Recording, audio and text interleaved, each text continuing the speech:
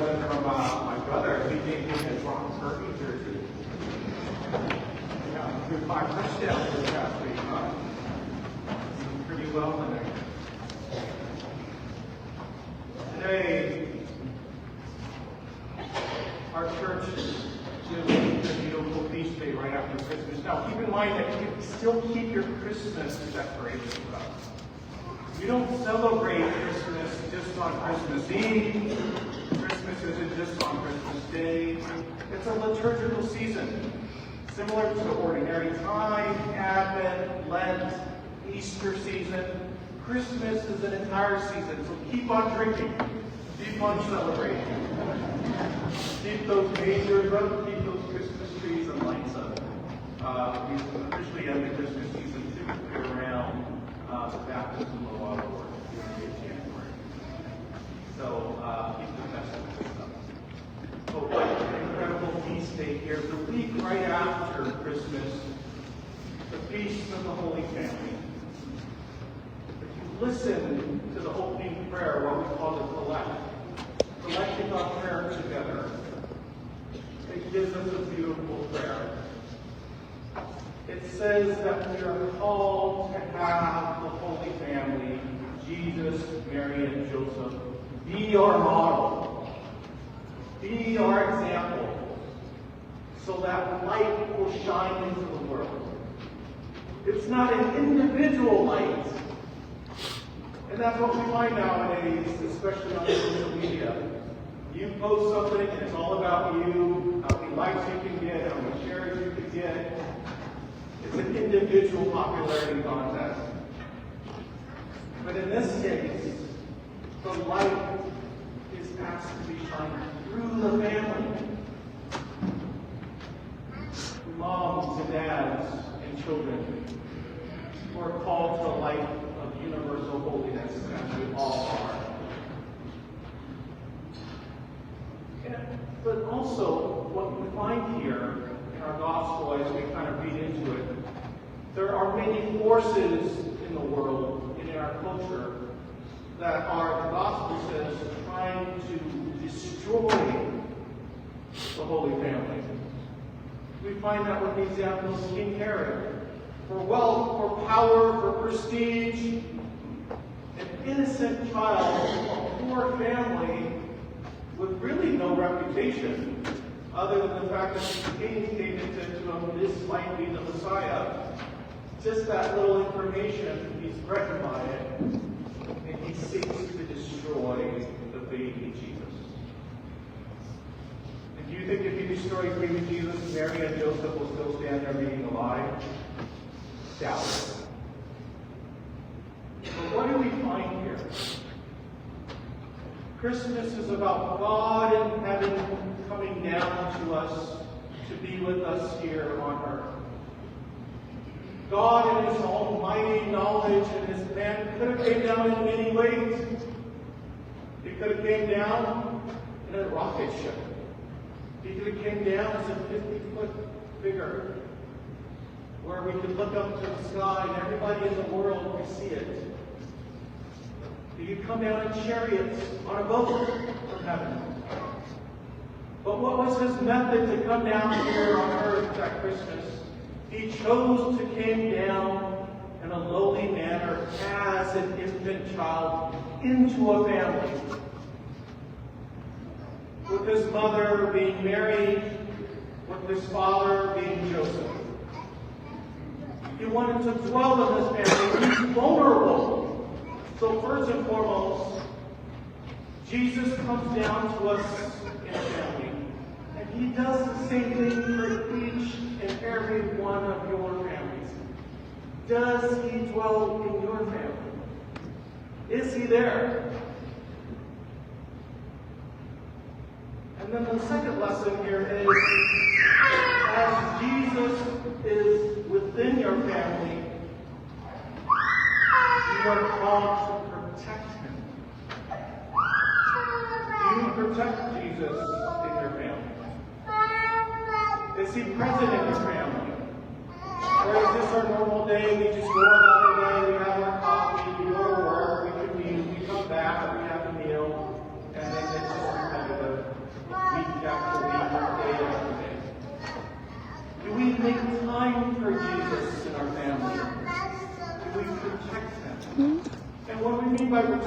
is simply doing something like being here at Mass.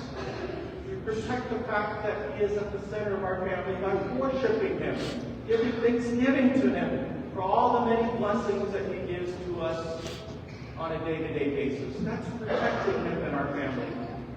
And in protecting Him, we allow Him to grow up in our family. Do we do that? And this destruction of the family is real. The reality is here. My wife and I were listening to a book called The Anxiety Generation. Very popular book right now. Talks about this younger generation. And if you read that book, it's the scariest thing you've ever heard. It talks about how young children are being targeted online, especially with social media and their devices. I listened to 10 minutes and it mentioned how these young people are jumping on Instagram, Snapchat, Facebook, etc. And as they're interacting with their friends and people that they like, most of them, some of them are random people that just message you and want to like you. You then get middle-aged men and women targeting them, instant messaging them, asking them to send naked pictures of themselves. And then they're exploited with that picture. You don't think that happens? The book mentions that 1 out of 5 high school students actually receive such messages and respond back. Scary. A scary destruction of our family. Not to mention such dysphoria as this trying to convince our children that as young men you can be a woman, and as women you can be men. Again,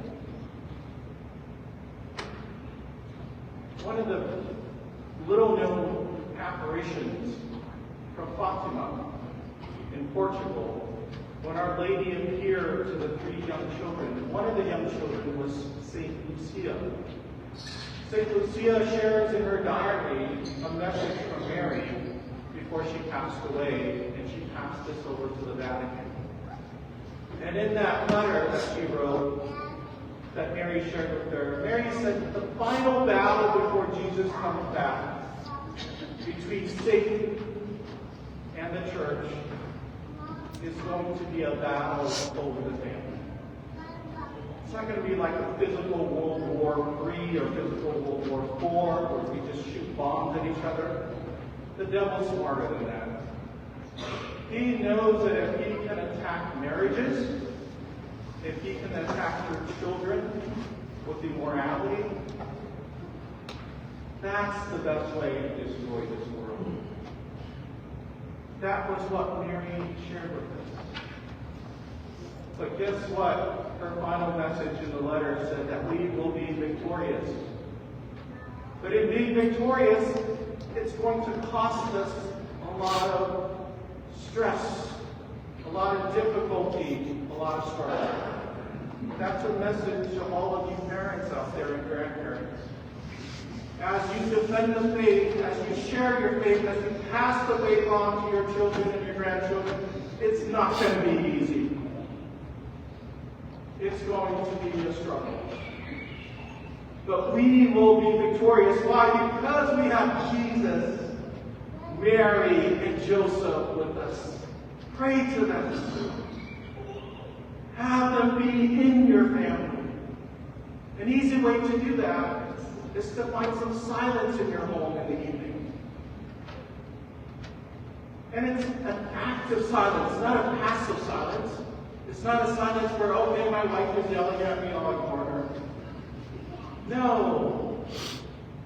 The active silence is to sit down as a family and silent your phones, silent your devices, silent the stresses of your day, and let's just sit down together as a family and spend some time praying. Listening to Jesus. Listening to Mary. And listening to Joseph in prayer. Helping you to guide through the difficulties and stresses of life, financial difficulties, the health difficulties, the death in the family, and all the day-to-day aspects of life. You don't have to do it alone. They are there with you. And when we talk about Mary and Joseph, Mary is the greatest female saint in heaven. Joseph is the greatest male saint in heaven. When you think about it, neither Mary or Joseph are deacons, are priests, are bishops. They were never appointed popes. St. Jose Escrivá says that they are the greatest female saints amongst all the female saints, and Joseph is the greatest male saint of all the male saints because they were simply a husband, a wife, a mother, and a father. That's it. That makes them greater than any pope there in heaven, any bishop, any priest, or any deacon. That's your role. That's all of our roles. Even as priests and deacons, we're called to be pastors to you. That's why you call Father Gustavo Father. He plays that very important role. Think about a story, one of the saints that has a very strong dedication to building up the family is St. Padre Pio. Padre Pio, who's a saint now, shares an experience of someone coming into confession with him. His confession line was long. So someone came in at the end of the evening, and he could smell the alcohol in his breath. So he confesses, yeah, Father, I did this, blah, blah, blah, blah. And then one of the confessions is, Father, yeah, at home I verbally abuse my wife and I beat up my children. So Father listens in on that, and he shares with them a penance. He says, for your penance, I want you to go out tonight and take your family out for a very nice dinner and buy them the best meal they've ever had. Dress up and just go out. And who normally pays for dinner? And the husband is drunk. Yeah, my wife always pays. No, this time she's not going to pay. I want you to take all the money that you use buying alcohol, hanging out with your friends late at night, coming home from beating up your wife and your family. I want you to take that money and spend that money on this. So he comes home in order to do his penance, and he yells at his kids, "Kids, get dressed! We're going out to dinner." The kids who haven't had a chance to go out to dinner in probably years were so surprised. They looked at Mom and said, "Really?" And he says, "Yeah, the priest told me to do something." So the wife says, "Yeah, sounds like it's real. Go get dressed, kids, and we're going to go out." They go out and they have the best Italian meal. Spaghetti, pasta, lasagna, everything under the sun was for him. And indeed, he pulls out his wallet, and that money that he would have spent buying alcohol that evening, he spent it on his house. Father Pio knew about this and the fact that it happened because the wife came into the confessional the next week. And the wife says that, "Father, these are my sins, blah, blah, blah. But Father, I want to tell you something about that was really exciting in my family. This is what happened. My husband said that you had told him to take us out to dinner. And it was the best time of our lives. It was like Christmas Day. And our family was so happy."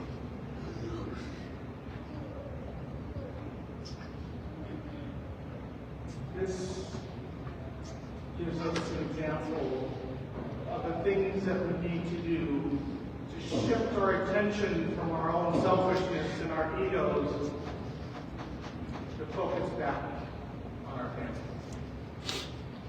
Can I share two things with you that will really help with that Mary and Joseph gives us an example of?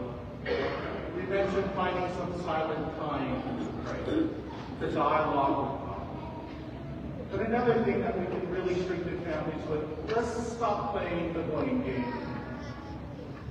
Sometimes the blame game after an argument becomes, it's your fault that our kids are like this, it's your fault that our kids are like this.